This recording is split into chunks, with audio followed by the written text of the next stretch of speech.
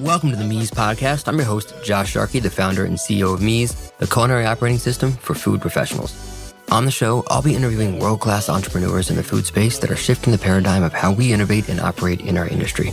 Thanks for listening, and I hope you enjoy the show.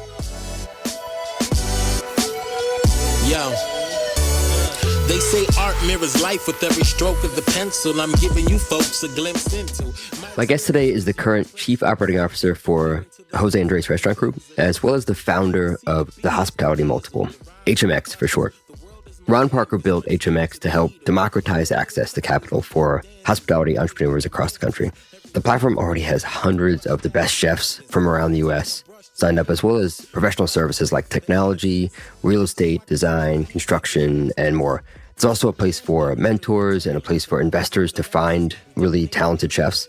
And as you get to learn more about Ron's background, it becomes really clear why he built HMX and also why the platform is going to be really helpful for the industry. Prior to Jose Andres Group and founding HMX, Ron was the CEO of Related Restaurant Properties, where he managed billions in development deals. And before that, he was the Chief Operating Officer for Danny Meyer's Union Square Hospitality Group. The kicker is Ron actually started his career as a chef, eventually attending CIA and then cooking at Union Square Cafe, where he spent the next 14 years at USHG, eventually, as I said, as the Chief Operating Officer.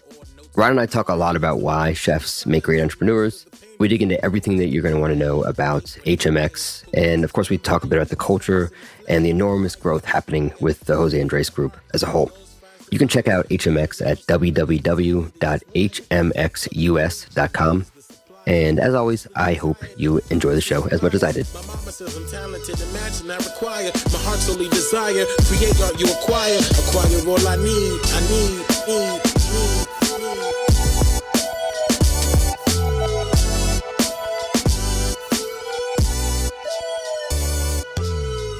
Welcome to the show, man. I'm so excited to have you here.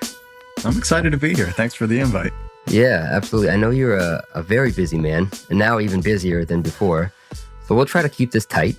If it's okay with you, I'm going to share a little bit of your background because it's so impressive, and then maybe you can fill the blanks, and we'll kind of take it from there. I want to make sure we talk about HMX a lot today, but I think your background's important for people to know. So it's always interesting to hear somebody else present my background, so I'm excited for you to do it. Well, I'm sure I'll screw it up, but you went to Culinary Institute.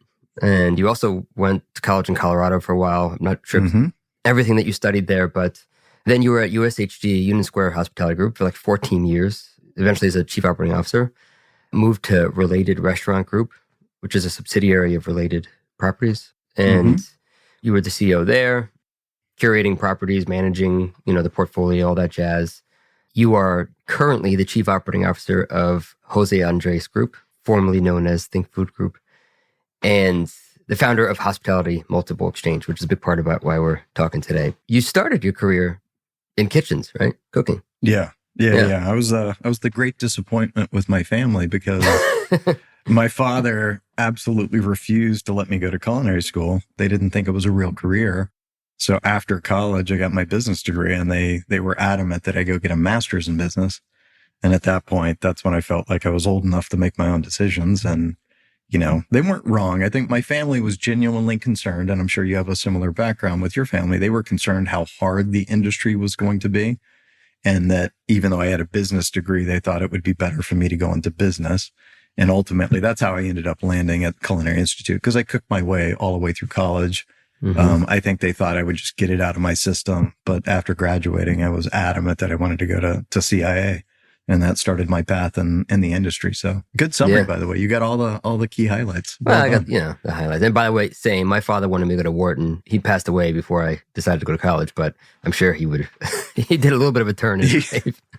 He would have bemoaned your direction. Yeah, no, it was pretty tough. Like I can't blame my parents. It came from a genuine place. Looking back, it was a genuine place of concern that, it was going to be long hours. It was going to have to be not a lot of money. And back in the day, going back 30 years in Manhattan, we were all paid salaries, which I know now is not legal. And we worked, 80, 90 hours a week, and you're just cranking it out on the line. And I loved every minute of it. And I am actually so thankful for that experience as a chef because, I like to say it always defined my day in 5-minute increments. Gotham Bar and Grill, when it was in its heyday, I used to say that for all the young kids coming in when you were training them, if you were 5 minutes behind in your mise en place, when the tickets started rolling at night, you were dead. You were just playing catch up the whole night. And I really am always thankful for those 5-minute increments defining my life, because for a long time in my career, I thought in micro increments for how efficient I could be. And, I never regret being a chef now. Helps with design, helps with understanding how a kitchen runs. That transfers to the front of the house too. So it was really a great experience. And when I look back, I think that experience in and of itself helped guide my career, which is great. Yeah. So you were in business school, but you really wanted to cook. Why did you want to cook so bad? Yeah, my parents, everybody in our family is engineers or doctors. And we grew up, my father, because he was an engineer, he was on the front edge of semiconductor manufacturing. So as we all grew up as kids, I had one of the first digital watches as a test, and they would send us out to play with all these devices, even though they weren't on the market. And it was really I like to say we were test subjects for electronics. And we grew up all over the world. So we lived in 17 countries over 21 years. And we moved all the time. And it was because of semiconductor manufacturing. And because of that, this is the irony of it, Josh, my parents forced me to eat the food consistently in every country we lived in, because they said it was culturally appropriate to engage the culture, show respect, show an appreciation for the food. So they raised me that way. And then when I got older and I loved food, they said, you're not going to become a chef. And I said, well, you raised me this way. Like, this is what I want. It's like, you literally, you literally built me to be the person that I am. So that's how it came to be. I fell in love with food. I was doing, parties for my friends in high school. I would cook for everybody. And, 30 years ago, the idea of becoming a chef was just, that wasn't a career path, especially for my father, who was an engineer. It was like, absolutely not. And, it's going to be a tough life for you. And again, it was point of concern, and they were not wrong. It was tough. I mean, I don't know about your time in the kitchen, but I appreciate it. I'm thankful for all that time. Yeah. I mean, we could probably, talk for hours about what it does to you, the discipline it provides, and the, preparedness and all those things. But now that you do really everything that is involved in the restaurant business and outside of it. But like, what are some of the things that still today stick with you about being a cook in those kitchens as you're now running the entire, Jose Andres Group and building new companies? And are there things today that you still do or practices that you relate back to that time? I think the one thing that really sticks out at me, and it's something that I constantly want to perfect every place I work, is how can we, as former chefs, use our knowledge of the kitchen and layouts to make it more efficient for the people that are currently working in our kitchens. I think a lot of restaurateurs, and we're all guilty of this, once you open one restaurant, if you have one brand and you think, all right, that one's working well, you replicate it and you move it to the next. Sometimes I think we forget to gather the employees that are working in those environments together and show them how to look at some of the plans we're designing, because I've seen many concepts, many restaurateurs where they start to replicate the same thing that worked before. But then the problem is you lose sight of the efficiencies when you're actually working the line, how many moves you have to make. If you're looking at a service station, good example. I remember working with the wait staff at the old Union Square Cafe before the new one. And they were so excited that I wanted to do an AutoCAD design for them for a service tray for how they could nest silverware to be more efficient going into the dining room. And I think we all get really kind of taken with the totality of everything that needs to be done. And sometimes in restaurants, it's those small elements that can make somebody's life that much easier as a service staff member. And we've all been there. And I just always remember, you can save people time and make their jobs better and make their life better if we just literally stop for a second, ask the question, what's working well? What's not working well? How do we improve upon it? And I think sometimes with growth, we're all guilty of it. We're growing, but bringing it back to its core base, which is the team members on the floor. How do we make their lives better? And that's not just culture. With design, how do you actually make their life better? I think that is something I'll always strive for, and I'd like to get better at. And all of us in the industry should get better with that, because it can make an easier day for people working in that environment. Yeah, you don't often hear that. That's so smart. It's just involving the team in the design. Are there any other big changes that happened when you went from the old Union Square to the new one? I'd love to say I had a big hand in that, but I did not actually. That was appropriately led passion project by Danny. I was working on the redesign of the MoMA kitchen with Abram Bissell and Dino Lavarini. So I was doing that renovation at the same time that Danny and Richard Kareem were working with David Rockwell doing Union Square Cafe. So it's probably a better question for Danny. Like what were the lessons learned? And look, he and David and Richard just did a spectacular job taking what was one of the most beloved restaurants in New York City in a smaller format and putting it into what is a cathedral space and not losing the essence of what made it so special. And that is as much art as it is soul and science. And that team together did a spectacular job. But it's a good question for Danny. You should save that for when he's on the podcast. All right. I agree, by the way. They did a great job with the transition. Maybe some other takeaways. You've opened so many spaces, things that you've seen or changes that you made that maybe aren't intuitive that helped the operation just from talking to the team. It always comes down to, I'm constantly surprised when you engage somebody who uses either a service station or a piece of equipment on a daily basis, what their experience is, because all of us, yourself included, as we've graduated out of daily ops, even though you think you know what you're doing, you don't. It changes every day. You have to be on the floor. You have to experience what the physical plant is throwing at you. And for me, I would say that the world is harder in restaurants now than it used to be for us because there's so much technology coming at you. It's not just the physical space. It's not just culture and hospitality anymore. It is all of the inundation of data that you're being hit with through table management systems, PMS systems, KDS systems in the kitchen. It's so weird how the world has gotten more complicated, but the business is still the same. It's a human game. And I think we all have a tendency to get clouded with all the data and everything else that's coming at you. And you just forget that if you wiped all that clean and you really just focused on what mattered, which is how you greet people at the door, how you talk to them on the phone, the core guest experience, the business can be simple, but it's also very hard. So I wish I had a silver bullet for you on this answer. I'm literally, and people say this all the time, but I'm literally learning something new every single day. I mean, this industry is so dynamic, and I think that's why I always still love it. Yeah. One thing that comes to mind for me, and I don't know all the ways in which it's being attacked right now, but you sort of have to build the infrastructure of technology now into the restaurant, into the kitchen, in the front of house. Where are these tablets going to go, and tablets for back of house and front of house? Where are KDS screens going to go?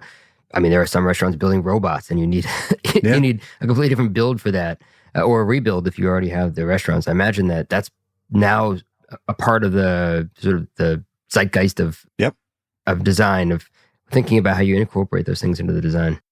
Yeah. In fact, I would say that a bulk of most of our time as we're looking at new designs, we're taking over new hotels at Jose Andres Group, is there is such a conversation about technology, not only how it's getting integrated, but how do we integrate with other system partners? And, everybody wants to own their data and own their customer data. But if you think about doing a restaurant inside a hotel now, it used to be as simple as, hey, we opened the doors and we managed our book and we wrote things on paper and we used Excel to do our food costs. But now you have this really kind of world that's come together where the hotel says, no, I own my customer data and you can't have access to it. And then we have our customer data. And it is fascinating to me that we have actually made our lives technically harder and in some cases easier with technology in the restaurant industry. I mean, I love what you have created for our industry because it makes it a lot easier for chefs. I can't tell you how many times that Rick Billings, who's our corporate chef at Jose Andres Group, was just raving about Mies because he was in the Bahamas. He was struggling quickly with the mise en place that they had. They had to make a bunch of changes. And it was just one of those moments where he's like, all right, he was using his phone. He only had a couple pounds of butter, the recipe that they already had. So he just hit a button and it scaled everything for him. And he was just like, this is the best thing ever. So that's an example of how it's made our life easier. But on the flip side of it, I like to say that none of us are robots. Like the amount of customer data that we collect in our industry is overwhelming. And to expect our team members on the floor to be able to connect all of those dots regularly, where it used to be that you just knew your guest. You actually didn't rely on a tablet. You actually used to know their face. You knew their name. But now I think we're so attached to tablets and PMS and systems that the idea of actually knowing your guest comes from what does the chit say in the restaurant about that guest. And there's something that's lost in the humanity of that because everybody's now a chit or a tag on a PMS or table management system. and it doesn't have the human connection it used to. So for me, I'm always constantly thinking of ways, how do you rebuild that human connection? When it used to be old school, you knew in New York City and San Francisco, and everybody was like, who is the maitre d'? The maitre d' knew everybody, and the maitre d' ran the floor. And now I look at a lot of the restaurants and, in our industry, and I'll walk in and it's not the same person at the door all the time. They don't really know everybody. So I feel like we're losing something, but I hope we get back to where we used to be. Yeah. I feel like there's almost like this purgatory period with the technology, because ultimately technology should just amplify the thing that you already do well and just make you do it better. And a lot of what is happening right now in a lot of these sort of verticals of tech, especially in the restaurant world, is they're just collecting an enormous amount of data, but they're expecting you as the operator to be a data analyst or a data scientist. And sometimes, obviously we can't do that. We don't have the time to do that. We don't have the resources. We don't have that's just not our skill set. And we just haven't gotten there to where there will be a time, I think, when they get to a point where they've operationalized this enough where you just do the thing you've always done. And when you need the information that you need, it's there at your disposal. And otherwise you just go about your day. The innovation curve and the adoption curve is not there yet, but I think it will be. I think it might be another 10 years, but I think it will be, where you can actually just stand at the podium. Someone comes in, and I don't know if it's glasses that you're wearing or something, but you just know, and you just say hello, and they would be none the wiser. Yeah, I'm with you. I hope we get there soon, because I feel like we've made our industry more complicated. And like you said, you have to be a data analyst these days to understand the back end. I want to get back to the simpler days of what we used to do, because there's a beauty and a brilliance to just running a small restaurant without a lot. I like to call it static. I think a lot of technology, and I grew up as a technology kid, my family, and I appreciate technology, but I also feel like more is not always more. And there's that perfect balance between, there's a certain simplicity, not only with a dish and how you treat a guest, but also technology. It needs to be simpler in some ways too. So I'm with you. I think we're slowly getting to the point where that world is getting more collapsed, more technology in one box, better solutions. Yeah. But we got a long way to go. You're part of that solution. So thank you. I appreciate that. There's a similarity between good food and technology, because I was talking to Wiley about this in the first episode of this podcast, just about creativity. And it doesn't matter how incredible a dish is or how innovative it is, if you can't execute it every day, who cares? Because it doesn't, you can't eat it. And it's the same thing with technology. It doesn't matter how, innovative it is or how robust it is. If you can't actually use it every day, then who cares? Yeah. We're just not there yet. With some, I think with some we are. But all right. So I want to get into Hospitality Multiple, because it's awesome. And I think everybody needs to learn more about it. I do think it's just helpful to hear a little bit more of your background, because it helps folks understand part of why you built it, probably, and why it's so helpful. So you spent 14 years at USHG. Can you talk a little bit about maybe just some major takeaways there and what you did, and then how you ended up moving to Related after that? When I started with USHG, it was, really perfect timing, because I was director of operations for sports and entertainment at the US Open at that point. I wanted to get back to fine dining. I missed it. And I did an interview for 30 minutes at 11 Madison Park with Richard Carrain. It was a great interview. I mean, I was so excited. Danny was just the pinnacle of fine dining and hospitality and culture. So I thought, what a great company to work for. And when I say it was a quick interview, I mean, Richard, he keyed in. He's like, look, you're a college grad, you're a professionally trained chef. You're running one of the largest sporting events in the United States, plus other off-premise events. Because at that point, my job was running US Open, but I would do Breeders' Cup horse racing. I do concerts for Restaurant Associates. I was really the traveling operations guy for Restaurant Associates. And at that point, it was a quick interview, because Richard said, look, you got a fine dining background, college degree, you could run any of our restaurants. And at the end of that interview, I always remember my heart sank, because Carrain looked at me and said, tell me about your concessions experience at the US Open. And I thought for sure, I was like, there's no way I'm getting this job. He's asking me about concessions. And little did I know, I didn't know anything about Shake Shack. It had been open for a season. It was actually closed at that point for the season. So we're sitting in 11 Madison Park, and Richard said, you're the right type of guy for our company, but I want to walk you across the street and I want to show you something that we opened this last year.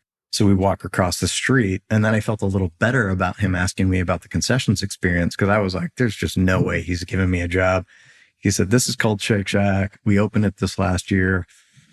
Little bit of a disaster. It was designed to be a hot dog stand, and everybody that showed up wanted to order burgers. And he said, I'm going to have you go up to the Museum of Modern Art. You're going to open that. You'd be part of that team. But he's like, 6 months from now, I'll give you a call. Just like clockwork, when the season came around, I was up at MoMA working with union trades, doing punch lists, ops stuff. And then Richard called and said, okay, I need you at Shake Shack now.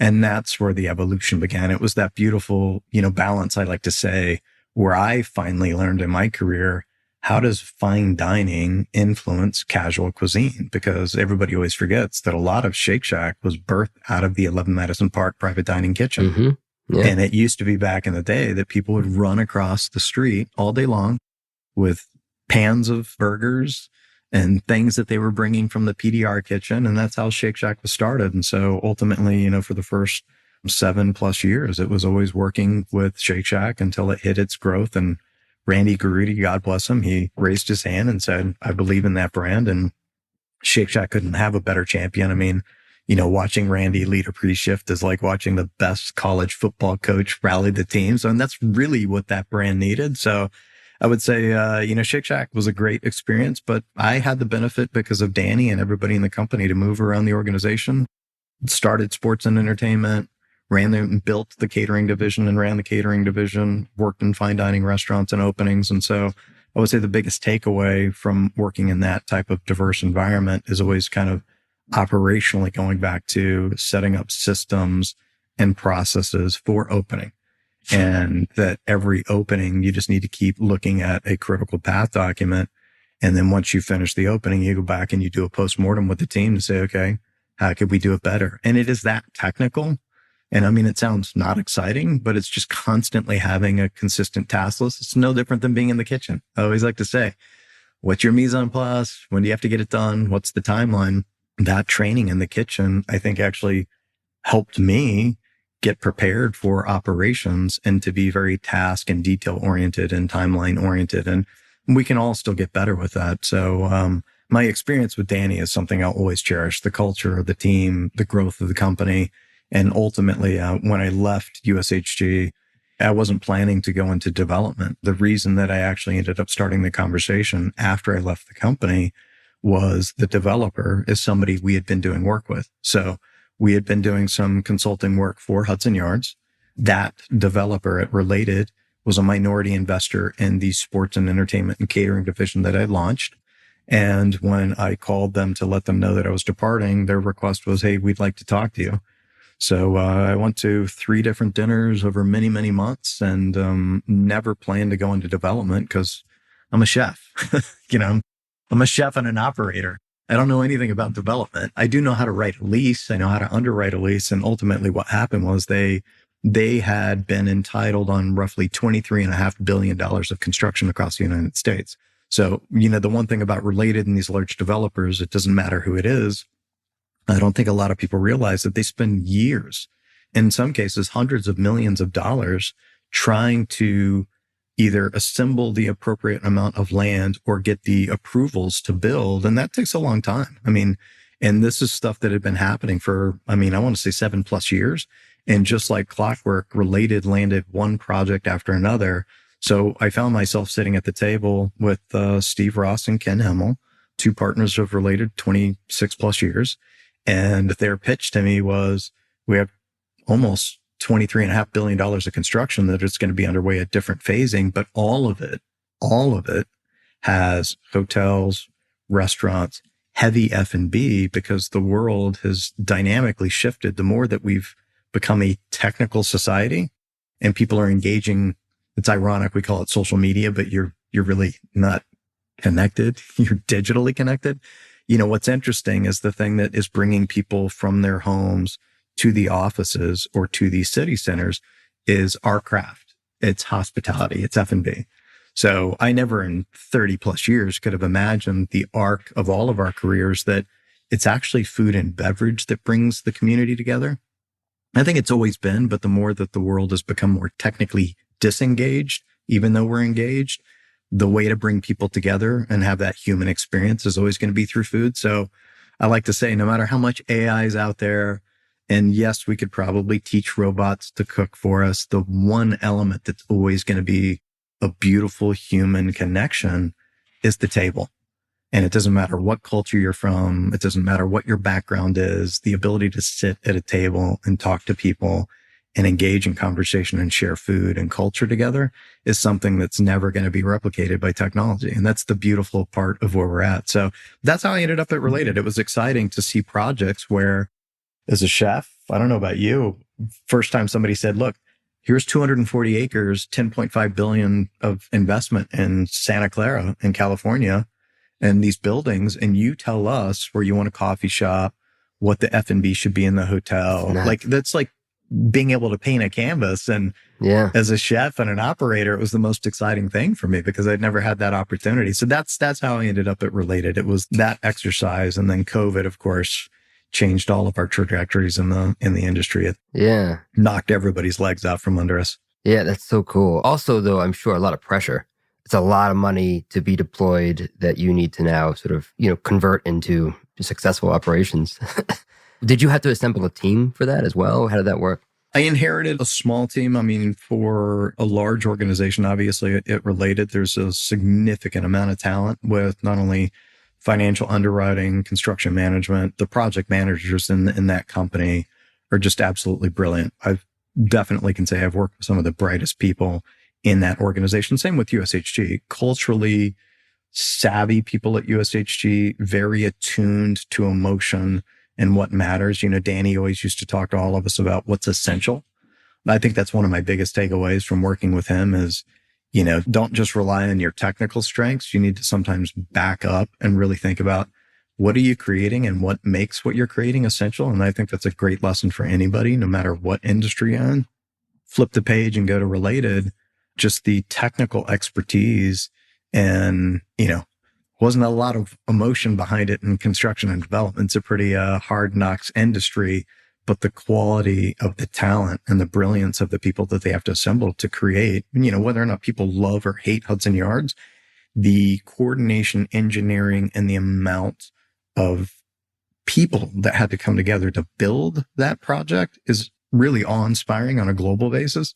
So just even seeing that talent, and I would say the one thing that I took away from Related more than anything is just the discipline and the amount of detail that goes into really planning a project that's going to be multiples of billions of dollars, and the phasing of how you have to have that cash come in at the right time, the right amount of resources, and the right way to build community. And so, I would say that Related is, they're best in class when it comes to mixed use developments. I think they would look back sometimes and say, maybe we missed the market in certain ways. A lot of the food and beverage that I inherited when we opened Hudson Yards was mostly fine dining.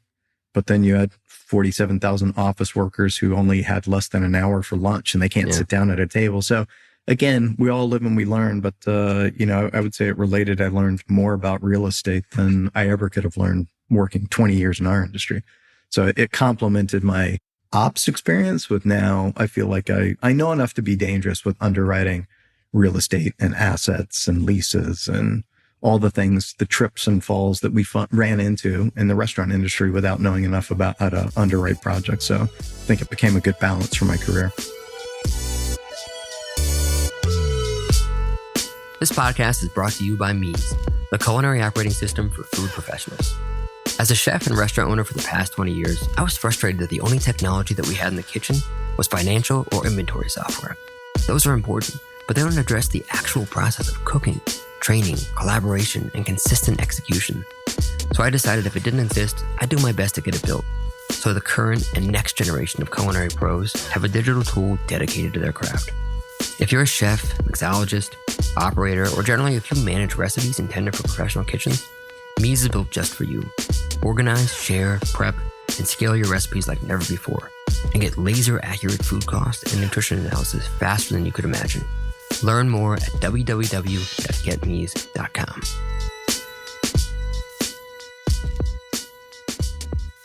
Well, I think anybody that owns a restaurant or has owned restaurants, we've all screwed up a couple leases in our time. I know I have. Yeah.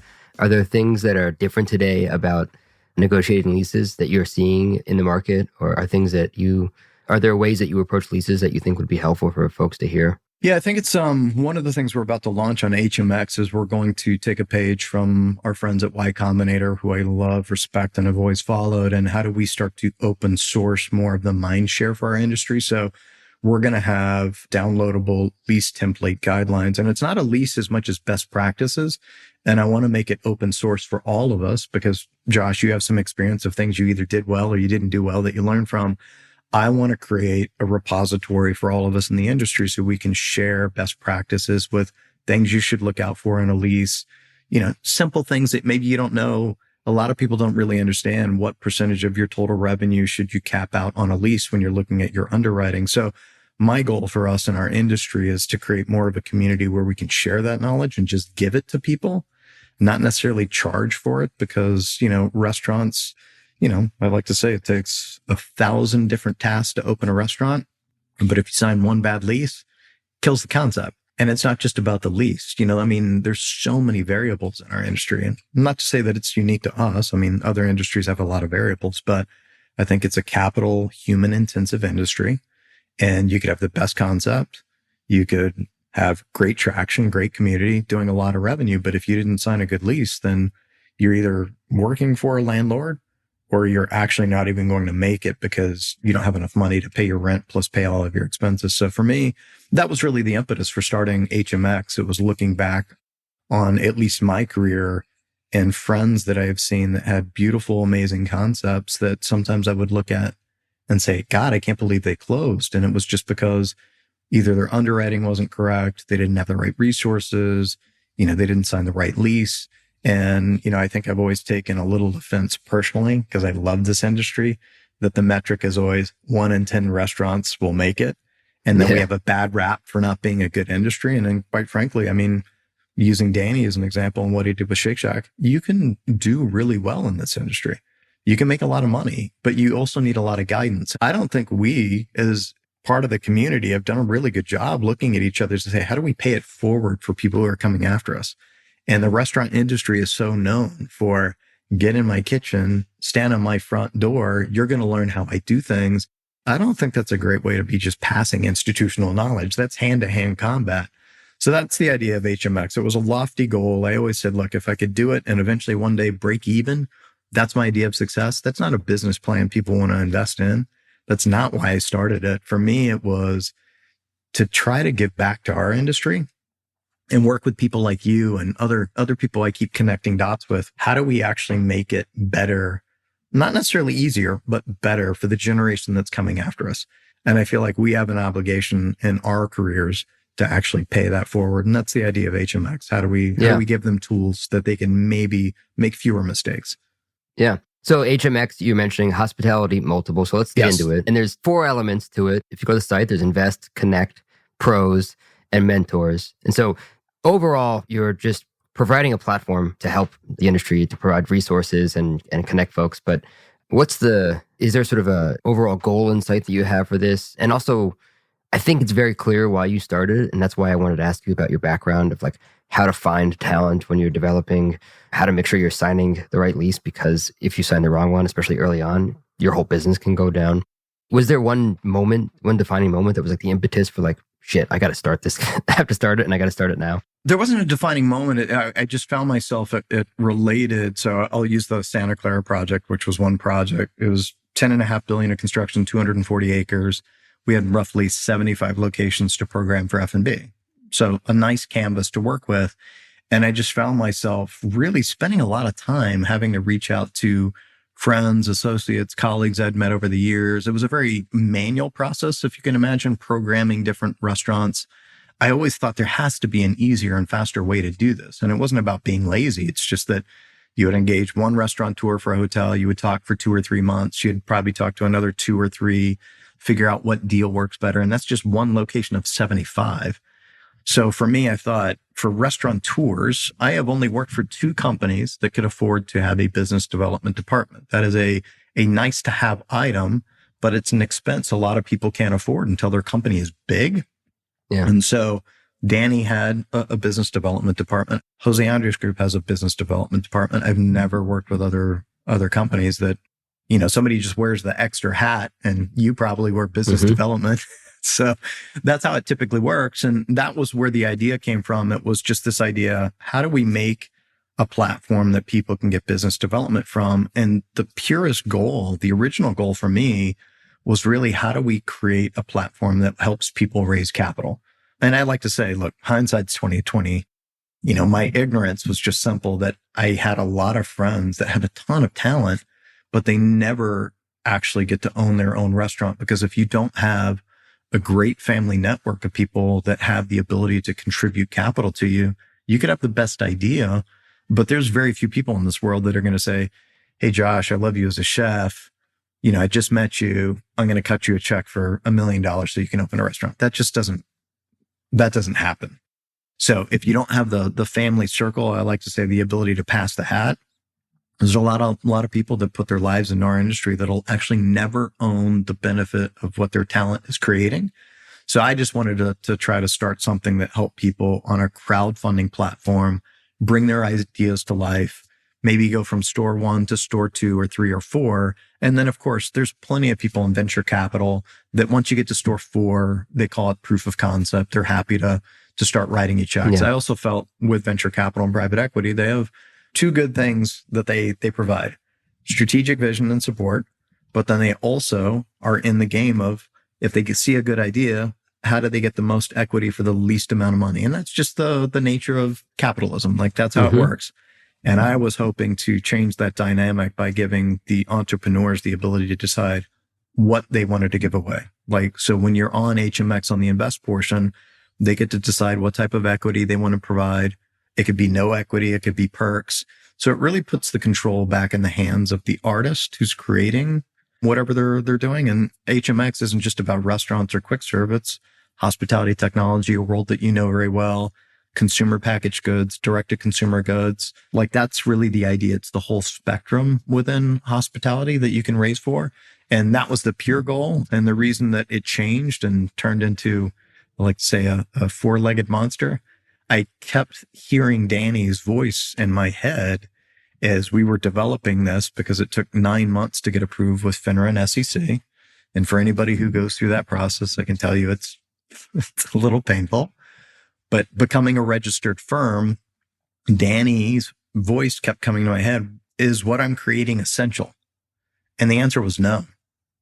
Very candidly, helping people raise capital is one piece of what we need, but it was a transaction.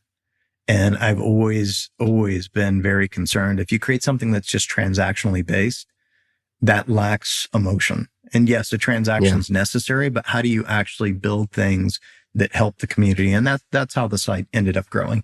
I've heard from a lot of people in technology, and they're not wrong. They said, just do one thing and do it well. Just do the capital raising only, or do the pros portion only. But everybody I talk to in our industry, and I'd love to hear your feedback, when they see the composition, all of the parts work together. You can raise capital. You find professionals and resources in the industry that others are using, and you can talk to them about it.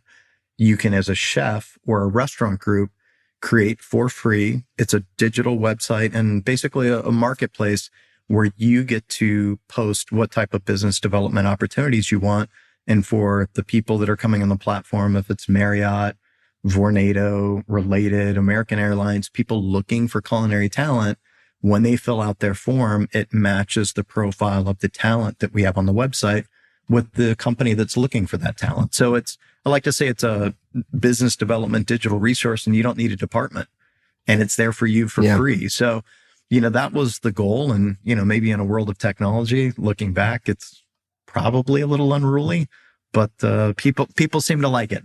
If the one thing that you're doing is business development, or you're helping creators monetize their equity, the elements of the product are just, those are the features, right? Invest, connect, find, great companies and software with pros and find the mentors.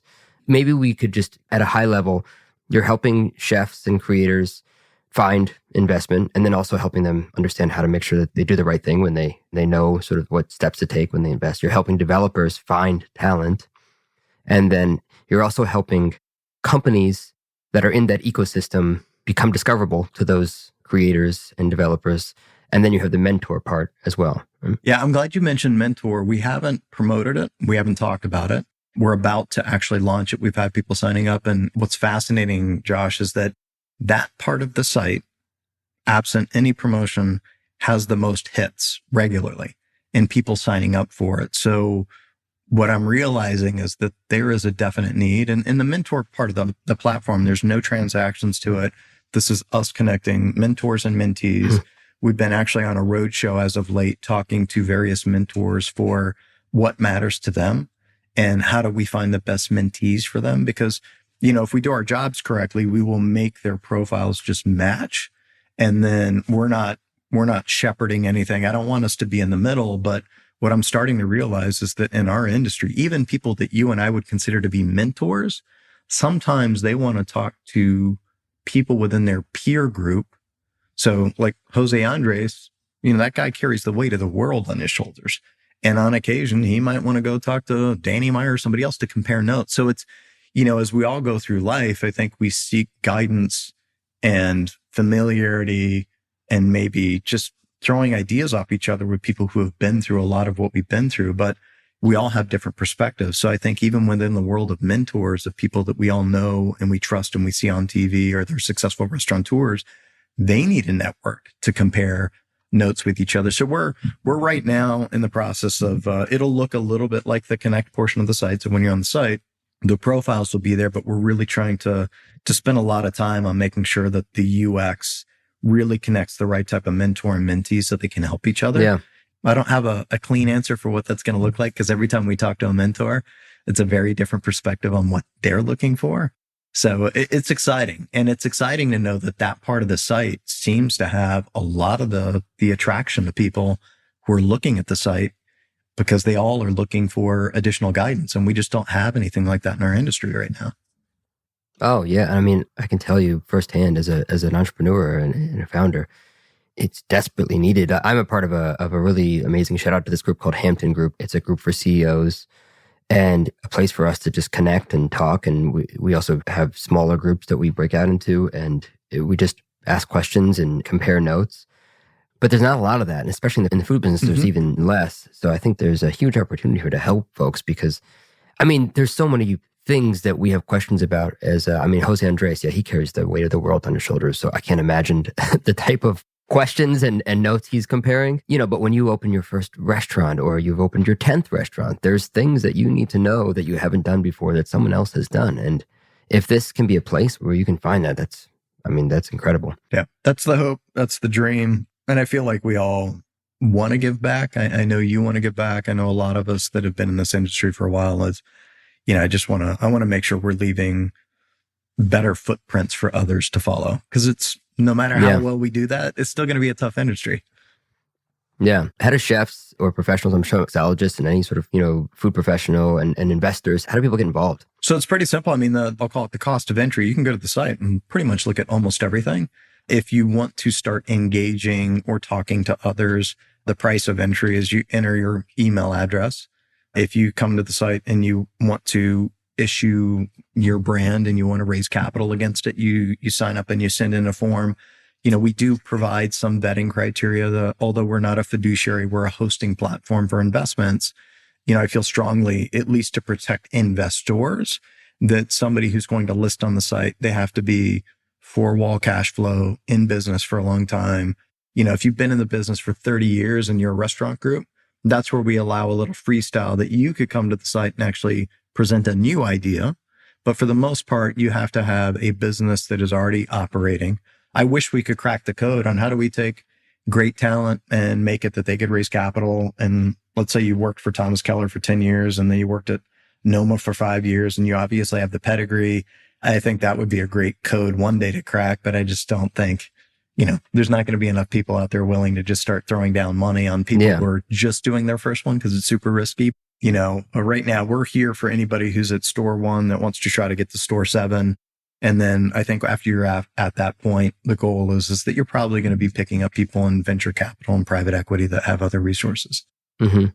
Gotcha. And on the investor side, I'm assuming you need to be an accredited investor. Is there any other No, well, that's what's parameters? nice about the site. So when people are on the site, there's two types of investments that are listed. Anything that's called Reg CF.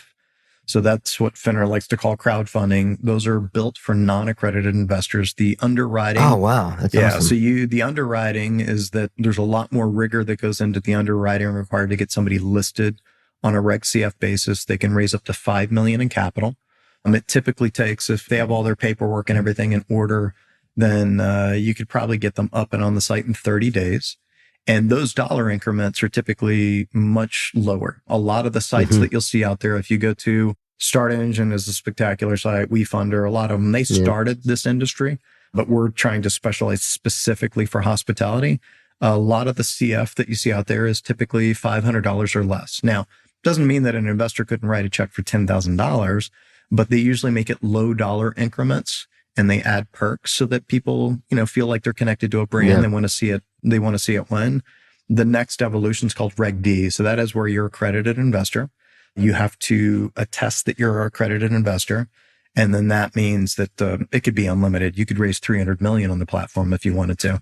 A lot of people that try to do accredited investors usually have high dollar increments. They're looking for $200,000 checks, $300,000 checks.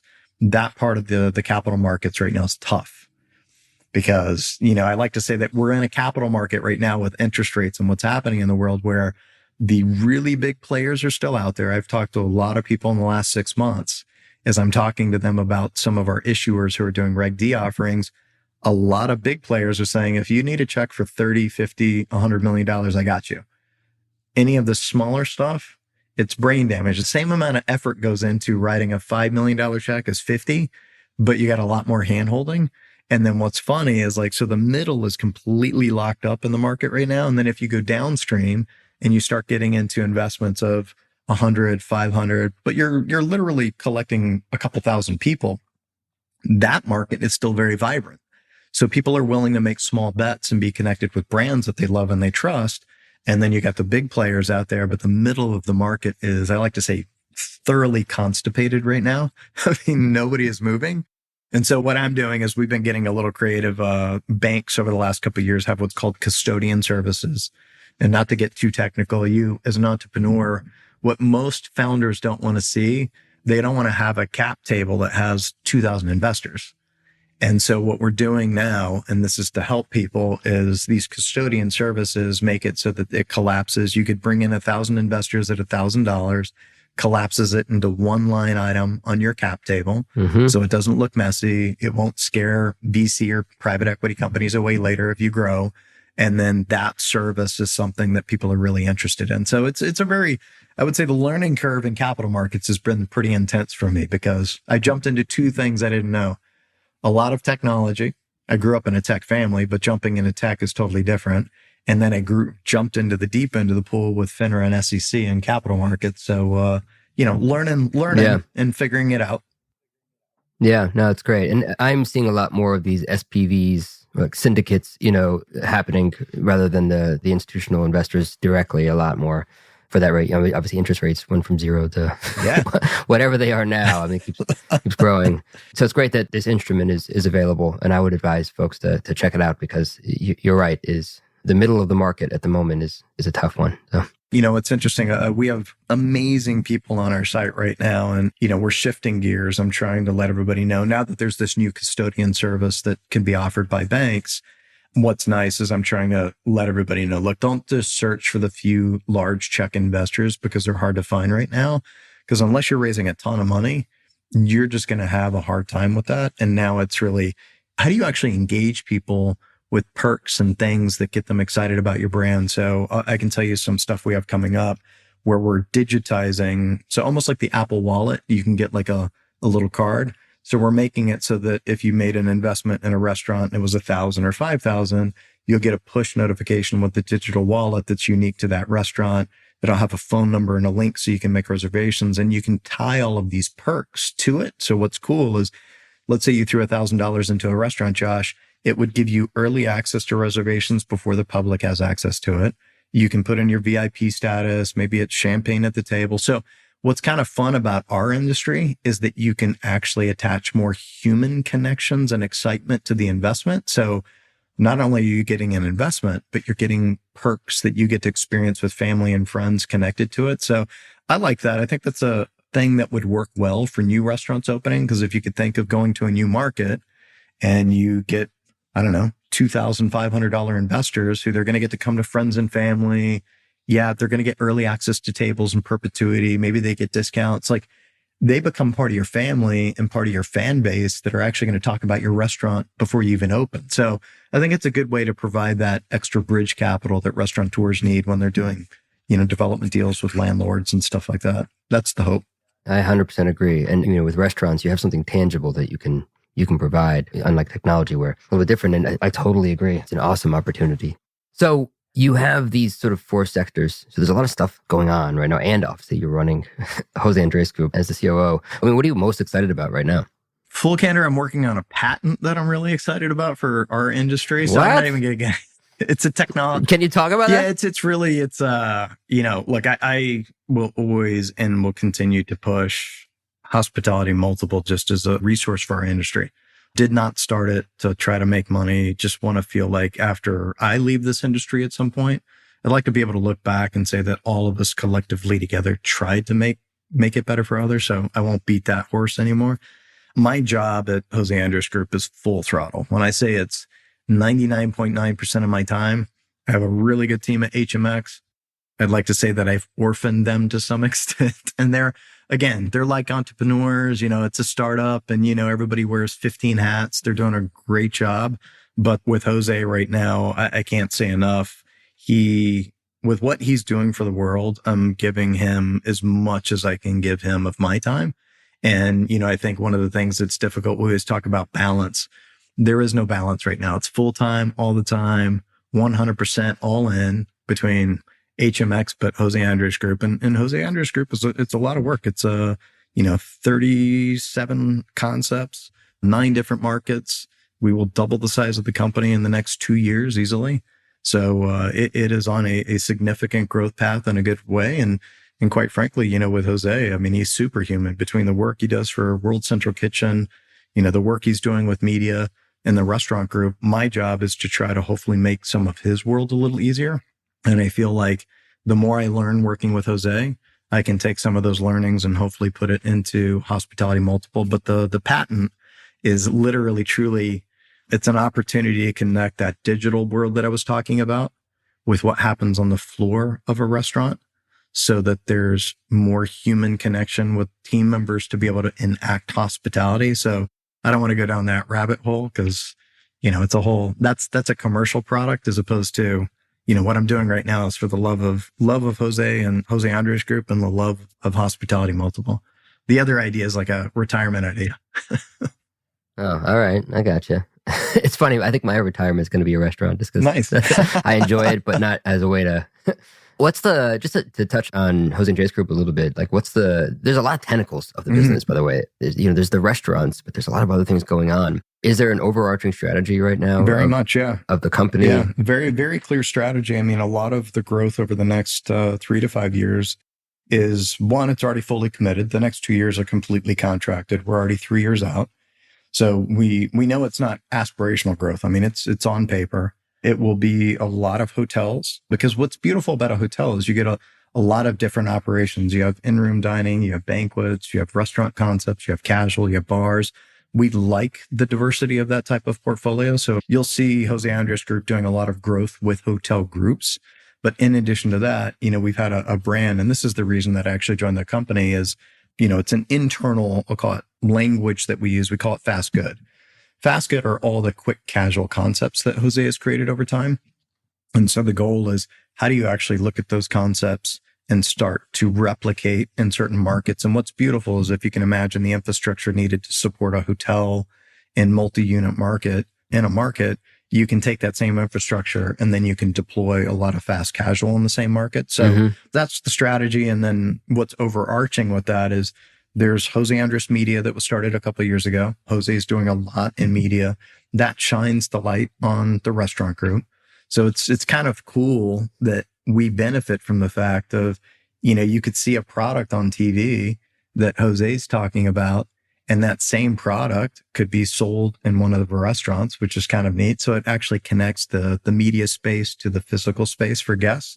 And then in addition to that, even though it's separate from the company, we are all always very passionate about supporting and doing what we can for World Central Kitchen because of the good it's doing for the world, unaffiliated with the organization, except for Jose, obviously. So it's really philanthropy, it's media, it is brick and mortar activations with concepts and creating more community and better spaces. So that's working with hotel companies or others, but anybody who really kind of wants that sphere for Jose Andres Group and those worlds coming together, that's where we're playing. And it's international. We have restaurants all over the world, and we're going to continue to push on that. Wow, that's awesome. I'm curious, the hotel relationship, are those typically F&B management contracts, or is there an equity or partnership piece of that? How does that work? It's a little bit, I mean, I'll call it brand is different. You get a mix. I wish there was one size fits all, but it's a combination of management fee agreements. Sometimes your joint venture partners where you co-invest. In some cases, it could be management of some components plus leasing of other components. I mean, a lot of that, depending on the state and the city, comes down to what's the union environment? Is it union, non-union? I mean, I wish I could give you a straight line answer on that one. It's very It sounds like it's a mixed bag. Yeah, always a mixed bag. I mean, what's great about it is, you get to figure it out per location and figure out what type of deal structure works. But yeah, a little bit of everything. It's awesome. It sounds also right up your wheelhouse of the fun you like to have. So. Absolutely. Ron, this was awesome, man. I really appreciate you coming in and sharing, more of what you're doing. Is there anything else you want to share about HMX or Jose Andres Group or anything that you think would be just helpful or accretive to the conversation? No, I think I just can't thank you enough for creating Mies. I know that sounds weird, but every time I talk to a chef that's using it, I remember when you were starting and I was asking some of the chefs before we actually even started using it. And this chef will remain nameless, but I asked one of my chef friends who was using Mies in the beginning. He said he was getting it for free and he was testing it. And my comment to him was like, well, my question was, well, if you had to pay for it, would you? And he was like, in a heartbeat. And so that's my hope for HMX one day, that what we're creating, even if we're not charging for certain things, that I hope we can make as much of an impact as you have made with me, is where if people say, if you had to pay for it, would you? And that's when that you've created something special that's really sticking with people, that they feel like it is essential. And if they had to pay for it, they would. But I feel better about it, that if we're doing more good for the world, that's really where I want to spend the rest of my days, quite frankly. That's why I love working with Jose. He's doing great work trying to do. And look, we make mistakes every day at Jose Andres Group. Culturally, it's hard to scale a company and double the size of it and actually make it still feel like a family. But I think if I can spend my days trying to replicate what you have and make something essential, that's where my focus is. It means a lot, man. Thank you. I appreciate that. And you're doing exactly the right thing. Learning, iterating, listening, staying simple, because that's how you get better. So thank you as well. And I urge everyone to check out the platform. I've been talking about it a lot. I know a lot of chefs have. I mean, there's so many chefs on HMX now. I don't know how many there are now, but it's like a dead scroll. You keep scrolling and more of these chefs. So it's really cool, man. Awesome. Well, I can't thank you enough. I appreciate you having me on your show, and look forward to spending more time with you off the show. Yeah, absolutely, man. I appreciate it. Thanks for tuning into the Mies podcast. The music from the show is a remix of the song Art Mirror by an old friend, hip-hop artist, Fresh Daily. For show notes and more, visit getmies.com/podcast. That's GETMEEZ.com/podcast. If you enjoyed the show, I'd love it if you can share it with fellow entrepreneurs and culinary pros, and give us a 5-star rating wherever you listen to your podcasts. Keep innovating, don't settle, make today a little bit better than yesterday, and remember, it's impossible for us to learn what we think we already know. See you next time.